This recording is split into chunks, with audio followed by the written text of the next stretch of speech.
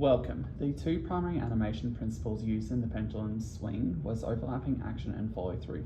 Follow-through can most obviously be seen at the end. The pendulum stops suddenly, also using ease out, which causes the chain to start swinging on its own, also seen inside of the chain itself as the individual segments swing on their own. The overlapping action of the piece can be seen as it swings down. In the beginning, the chain almost lifts up to the pendulum because the pendulum and chain are moving on different timing. But then it swings down.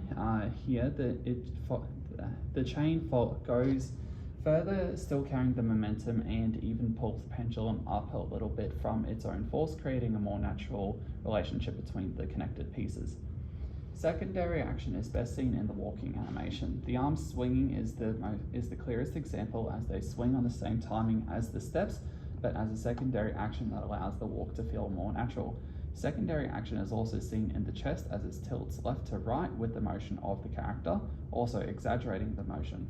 Exaggeration. The chest is exaggerated leaning forward, the arms swing further forwards than back, and the legs go further back than required, creating this exaggerated effect like the character is being pushed by its own momentum and about to start running or is angry.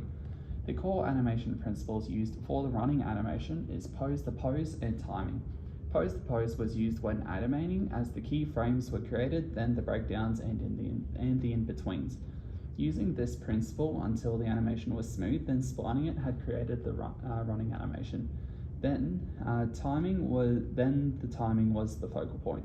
Timing is used to ensure the run is realistic. The steps are quick, and while the time in the air is slightly longer to further build on that realism. A more minor part of this animation is seen in the squash and stretch as they step and in the peak of their arc. The rope pull utilizes squash and stretch as the start to pull and while they are pulling. As they start, they squash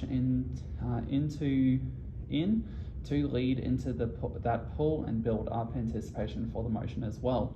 The stretch is best seen on the second tug as the body stretches too far, causing the model to lose its balance and slip. Ease in and out is shown in coordination with squash and stretch, best seen as the character falls, as the feet sliding is the ease into what's about to happen, and they collapsed, and the ease out is seen on the floor as they move into a sitting position, also squashing as they land. And the jumping animation displays anticipation in preparation for the jump.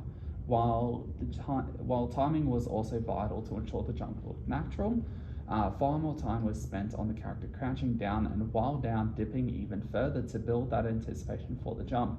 Then arcs is best seen in the jump itself. The character's legs curl in and stretch out as the character is about to land, and the arms swing in from the momentum, then stretch back out for balance and swing back forward from the momentum as they land.